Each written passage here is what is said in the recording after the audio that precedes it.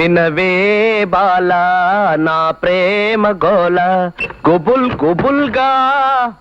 ఆ తర్వాత ఏంటబ్బా? ఏది ఏమైనా పాత పాటలు మర్చిపోవటం క్షమించరాని నేరం. మళ్ళీ మొదలుకొద్దాం. వినవే బాలా నా ప్రేమ గోల గుబుల్ గుబుల్గా గుండెలు దడగా. ఎవరది పాటల్లో జొరబడి పదాలను మార్చేసేది? వినరా బావా నా ప్రేమ గోల. నేనే బావా బాలకుమార్ని, మన ఇంటి ఓనర్ని. మన ఇల్లు ఏమిటి? మన ఇల్లు ఇది నీ ఇల్లు, నేను అద్దెకుంటున్నాను.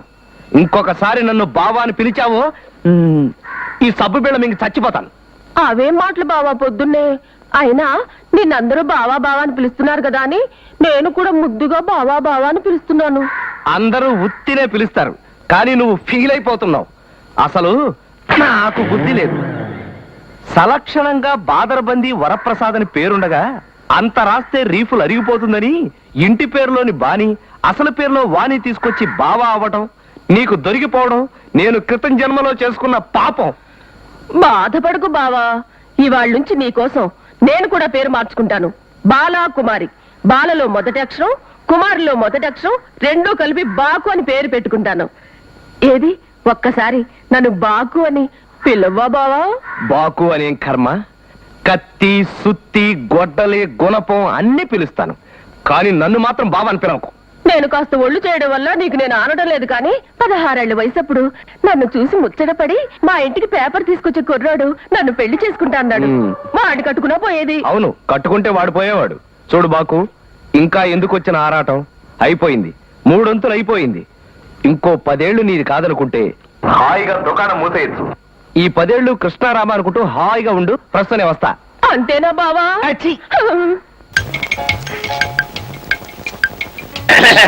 ఒరే లింగం, ఒరే లక్షణంగా పెళ్లి పీటల మీద కూర్చోబెట్టి కళ్యాణం చేద్దాం అనుకున్నాను రా.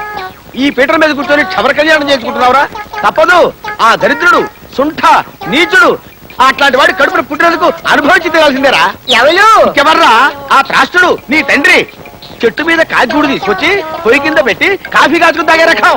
నీ బారసాలకు ఎత్తించాడు అనుకున్నావురా? ముష్టి ₹1 రేయ్, నువ్వేమిటి నవిషయాలు చెక్కుంటూ కూర్చున్నావు? నీకేమైనా అగ్రహారాలు రాసిస్తాడనుకున్నావా? నీ చేతిలో పెట్టేది బొచ్చే.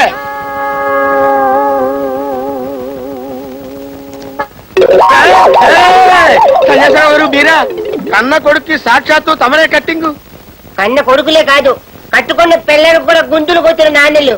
శివ శివ శివ శివ, తమరు బ్రతుకుండగానే ఆవిడికి శిరోముండనం. అవునయ్యా, జుట్టున్న దగ్గర నుంచి నూనె రాయాలా, దువ్వుకోవాలా, రిబ్బన్లు పిరులు ఏడవాలా, దానికి మళ్ళీ మల్లె పూలు ఉమ్మెత్త పూలు ఇవన్నీ సావాలా. ఇవన్నీ ఎందుకని ఎంత నూనె గుండు కొట్టించేశారు.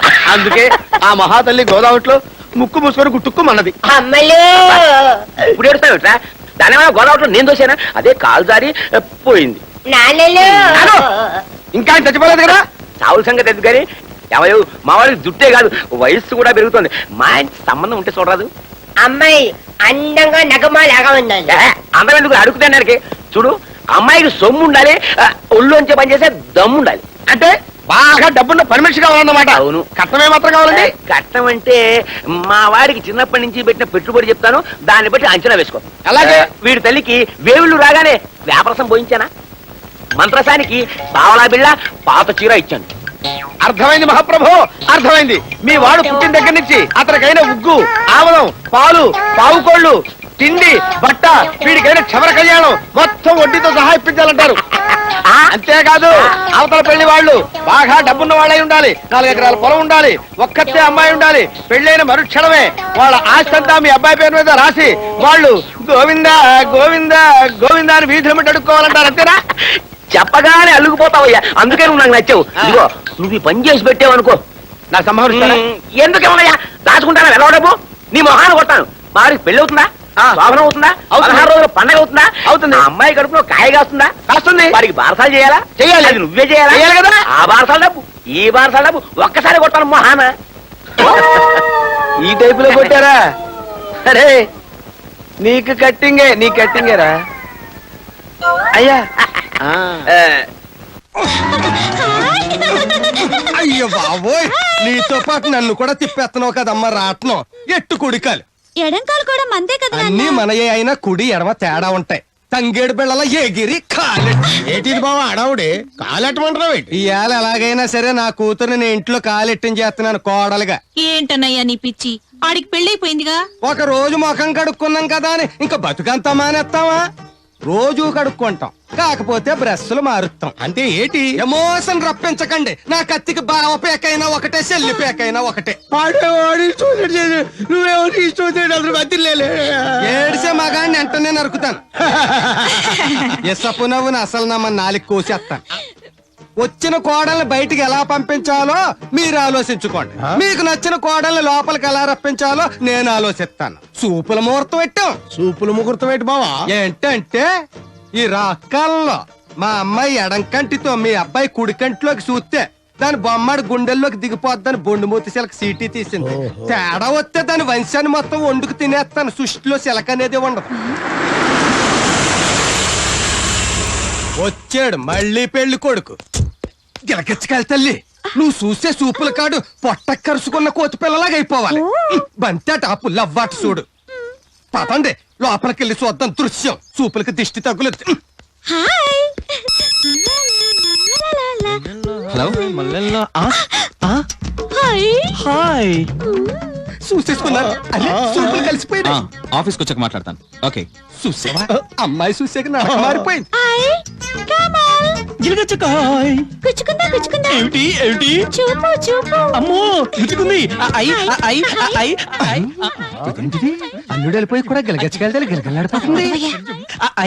అమ్మ బావ వెళ్ళిపోయి కూడా నువ్వు చూసింది ఏంటా? కుచ్చుకుంది కుచ్చుకుంది. వదలట్లేదు వదిలిస్తాను రా.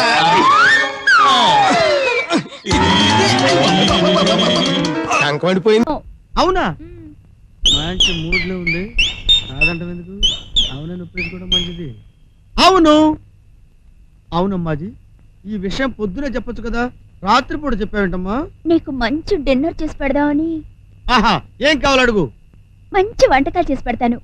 టైగర్ ప్రాన్స్, కొర్రమేను, కోడి కజ్జలు తీసుకొస్తావు బావా? తీసుకొస్తావా బావా? అమ్మాజీ నువ్వు అడగాలే గాని విశాఖపట్నం మడత పెట్టి సంకలో పెట్టి తెస్తా. 1 మినిట్ తెచ్చేసా. నన్ను తోంపెట్టమంటావు బావా? అమ్మాజీ నీ సుకుమారమైన చేతులతో ఈ చేపలు తవ్వుతానంటున్నావా? వద్దు, నే తవ్వుతాగా. నీ కోసమే నే జీవించునది, ఇది తోమునది అమ్మాజీ. రావే నా చెల్లియా రావే నా చెల్లియా, తొందరగా రావే నా చెల్లియా. పోతున్నావేంటే నా చెల్లియా, యాడికి పోతున్నావే నా చెల్లియా.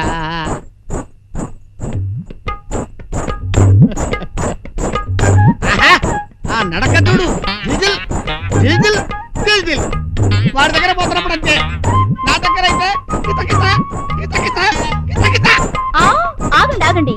ఈ రోజు మీ పుట్టినరోజు కదా, అందుకని మా బావ మీకు ఇవన్నీ చేసి పెట్టమన్నారు అది బావా? అవును సార్, ఈ రోజు మీ పుట్టినరోజా?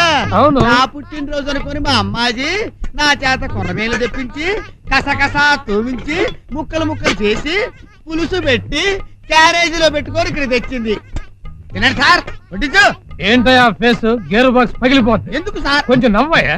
నవ్వుతూనే ఉన్నాను కదా సార్. ఏంటిది నవ్వా? అవును సార్, నా ఫేస్ మ్యానుఫ్యాక్చరింగ్ ఎంత, నా పరిస్థితుల్లో ఉన్న దరిద్రుడు ఇంతకంటే ఎలా నవ్వగలడు సార్? సైలెన్సర్ పగిలిపోతుంది. అమ్మాజీ జాగ్రత్తగా వడ్డించమ్మా, ముళ్ళు తీసి వడ్డించు, మావగారి గుచ్చుకుంటాయి. సార్ మీరు తినగా మిగిలిపోయింది ఏమన్నా ఉంటే ఈ బొచ్చులో పడేయండి సార్, నా పుట్టినరోజు తింటా. అమ్మాజీ నీలాగే నీ వంట కూడా చాలా అందంగా ఉంది. సార్ మీకు ఏ మాంసం అంటే ఇష్టం సార్? నరమాంసం. అమ్మో, ఇది తినలేదు కదా, ఇది తింటే నన్ను ముక్కల కింద కోసి కూర వండుకొని క్యారేజీలో పట్టుకొచ్చేది. దీనికో దండం దేవుడు.